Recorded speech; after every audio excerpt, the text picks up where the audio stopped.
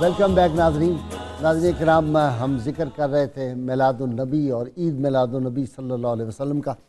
Doctor صاحب، احادیث میں اور کیا صحابہ نے بھی منایا؟ لوگ یہ سوال پوچھتے ہیں کہ اب یہ شروع ہو گیا ہے، نعوذ باللہ، اور بعض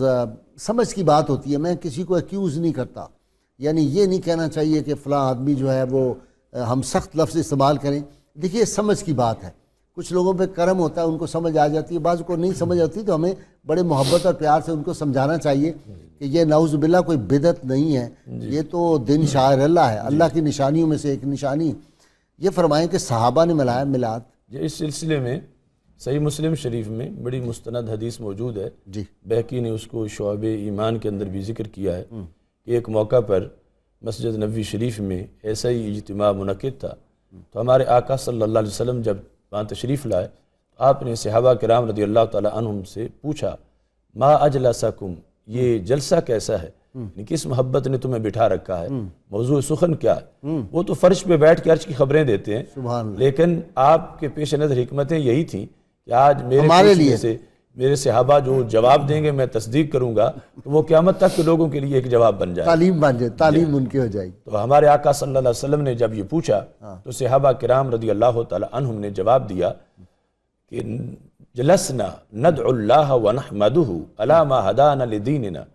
ومن علینا بک، یعنی جواب کا خلاصہ یہ بنتا ہے کہ فضل رب العلا اور کیا چاہیے، مل گئے مصطفیٰ اور کیا چاہیے۔ ہم جلسنا بیٹھے ہیں، ندعو اللہ خدا کو پکار رہے ہیں، ونحمدہ اس کی تعریف کر رہے ہیں، علی ما ہدانا لدیننا کہ اس نے اس دین کی ہمیں ہدایت دی،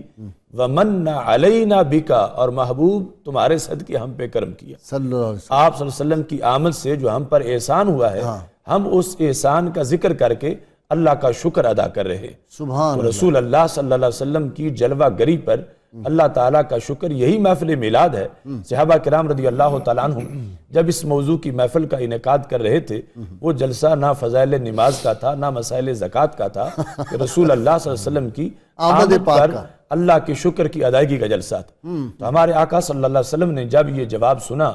تو آپ صلی اللہ علیہ وسلم نے صحابہ سے باقاعدہ اس پر حلف لیا کہ واقعی تم اس مقصد کے لیے بیٹھے ہوئے تھے۔ تو صحابہ کرام رضی اللہ تعالیٰ عنہم نے باقاعدہ قسم اٹھائی، واللہ ما جلسنا الا لذالک،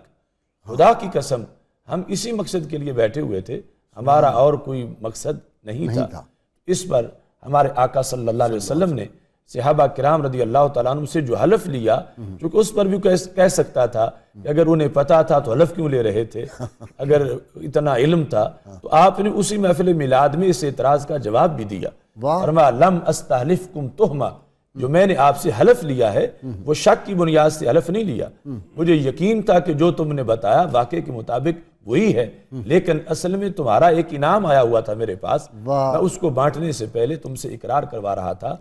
جاءنی جبریل فاخبرنی ان اللہ یباہی بکم الملائکۃ، تمہارے اس جلسے پر رب ذوالجلال نے سدرہ سے جبریل علیہ السلام کو میرے پاس بھیجا ہے، اور جبریل علیہ السلام مجھے بتا کے گئے ہیں ان اللہ یباہی بکم الملائکۃ، کہ رب ذوالجلال تمہارے اس جلسے کی بنیاد پر فرشتوں کے سامنے فخر کر رہے، اللہ فخر کر رہا ہے کہ میرے محبوب کا تذکرہ ہو رہا ہے۔ دوسرے لفظوں میں کہ اے فرش زمین پر محفل میلاد منانے والو، عرش بری پہ رب تمہیں یاد کر رہا ہے۔ خالق کائنات کی طرف سے باقاعدہ فخر کیا گیا اس اجتماع پر، جو صحابہ کرام رضی اللہ تعالی عنہم نے سرور کونین حضرت محمد مصطفیٰ صلی اللہ علیہ وسلم کی آمد پر اللہ کے شکر کی ادائیگی کے لیے جس کا انعقاد۔ سبحان اللہ۔ ڈاکٹر صاحب،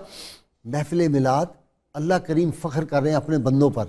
کہ تم میرے محبوب کا ذکر کر رہے ہو صلی اللہ علیہ وسلم، اور یہ قیامت تک اللہ کریم فخر کرتے رہیں گے، اور یہ سعادت مجھے اور آپ کو، ہم سب جو یہاں بیٹھے اور جو ناظرین سن رہے ہیں، ان پہ بھی اللہ کریم اسی طرح فخر کر رہے ہیں جو محبت سے سنے گا۔